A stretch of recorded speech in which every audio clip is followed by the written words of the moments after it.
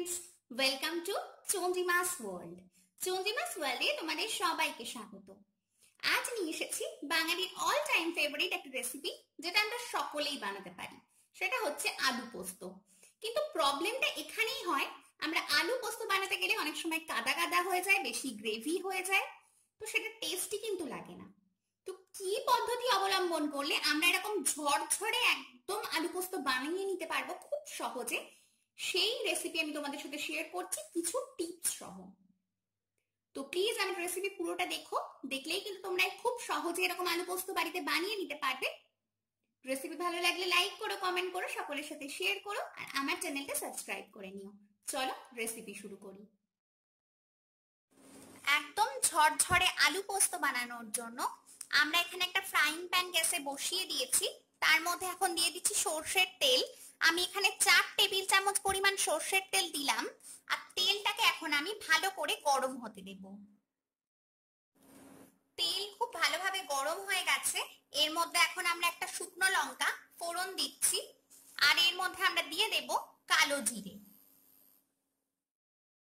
ফোড়নটাকে আমরা 10 থেকে 12 সেকেন্ডের জন্য রাখবো, তারপর নেক্সট স্টেপ দেখাবো।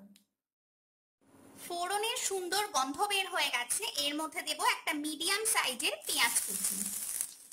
তোমরা নিরামিষ বানাতে চাইলে কিন্তু এখানে পেঁয়াজ কুচি ব্যবহার না করতে পারো, আর পুরো প্রসেস কিন্তু সেম থাকবে, শুধু পেঁয়াজটা এখানে ভেজে নেওয়ার কোনো প্রয়োজন নেই, তাহলেই কিন্তু সেম রেসিপি তোমরা নিরামিষও ট্রাই করতে পারবে। তো পেঁয়াজটাকে এখন আমরা বেশ একটু লাল লাল করে ভেজে নেব। তো সেটা হতে আমাদের 2 থেকে 3 মিনিট কিন্তু সময় লাগবে। তো চলো 2 থেকে 3 মিনিট অপেক্ষা করি, আর এটাকে খুব সুন্দর করে ফ্রাই করে নিই। বেশ দেখো 2 মিনিট পর এটা কালার চেঞ্জ হয়ে গেছে। এবার এর মধ্যে আমি আলু দেব। আলুগুলো আমি ছোট ছোট করে কেটে নিয়েছি।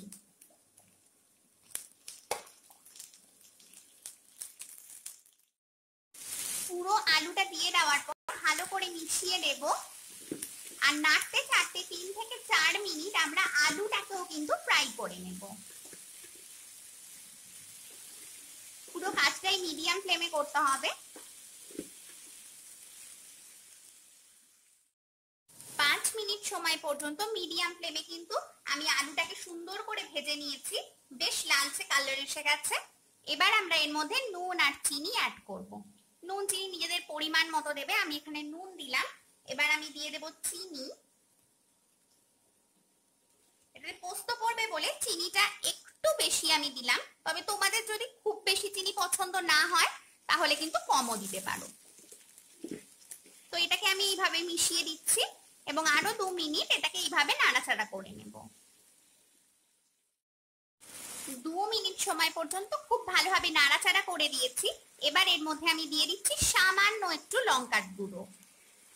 বাঙালি পোস্ততে নরমালি কিন্তু হলুদের ব্যবহার করা হয় না, তো কালারটা একটু ভালো আনবার জন্য আমি এখানে লঙ্কার গুঁড়োটা দিলাম। এটাকেও আমি মিশিয়ে দিচ্ছি। এরপর আমি পোস্ত বাটাটা অ্যাড করব। এবার আমি পোস্ত বাটাটা দিচ্ছি। এখানে আমি 25 গ্রাম পোস্ত বেটে রেখেছি। একটু বেশি কিন্তু আলু পোস্তর ক্ষেত্রে পোস্ত বাটাটা দিতে হয়। মিশিয়ে দিচ্ছি। আলু এখানে আমি মিডিয়াম সাইজের 4টে আলু নিয়েছিলাম, তো সেখানে আমি 25 গ্রাম পোস্ত কিন্তু বেটে নিয়েছি, এবং যতটা সম্ভব কম জল দিয়ে বাটা সম্ভব সেইভাবে বেটে নিয়েছি, কারণ এটাকে ঝরঝরে বানাবো।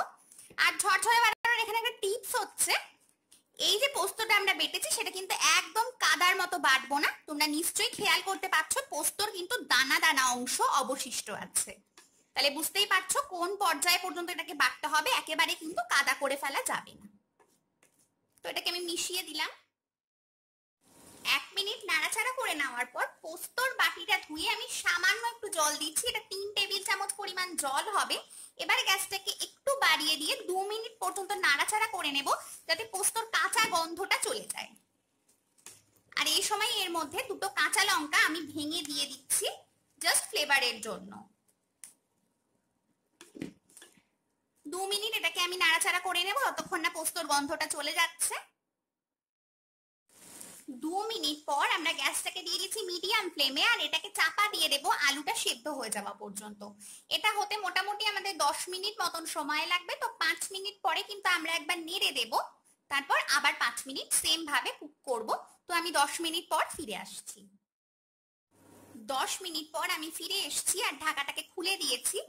দেখো ঝুরঝুরে আলু পোস্ত কিন্তু আমাদের অলরেডি রেডি। তো আমরা এখন দেখে নেবো আমাদের আলুটা সুন্দর সেদ্ধ হয়েছে কিনা।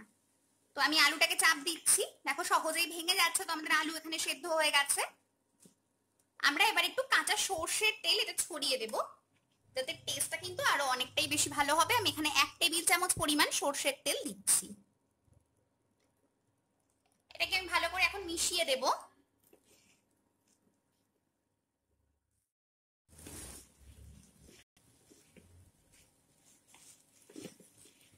এবং ক্রমাগত নেড়ে চেড়ে দেব। অলরেডি এটা শুকনো ঝুরঝুরে হয়ে গেছে, তবুও আমরা একটু গ্যাসটাকে হাই ফ্লেমে রেখে এটাকে 1 মিনিট এখন একটু নাড়াচাড়া করব। তারপর কিন্তু এটাকে নামিয়ে সার্ভ করে দেব।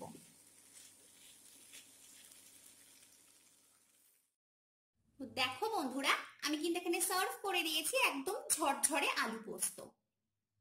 তো দেখেই নিলে আমি এই রেসিপিটা কতটা সহজে বানিয়ে ফেললাম। তো তোমরাও বাড়িতে ট্রাই করো। ঠিক সেম পদ্ধতিতে ট্রাই করলে তোমরাও কিন্তু এরকম ঝরঝরে আমাদের খুব পছন্দের আলু পোস্ত সহজেই বানিয়ে নিতে পারবে। এর সাথে শুধু একটু গরম ভাত দরকার, তাহলেই কিন্তু মুখ দিয়ে শুধু একটাই কথা বেরিয়ে আসবে, আহা। তো প্লিজ রেসিপি ট্রাই করো আর আমাকে জানিও আমার রেসিপি কেমন লাগলো। ভালো লাগলে লাইক করো, কমেন্ট করো, শেয়ার করো, আর অবশ্যই কিন্তু আমার চ্যানেলটাকে মনে করে সাবস্ক্রাইব করে নিতে ভুলো না। তাহলে চলো আজকের মতো আসি, আবার দেখা হবে নতুন কোনো রান্না নিয়ে। ততক্ষণের জন্য ভালো থেকো, সুস্থ থেকো, টাটা।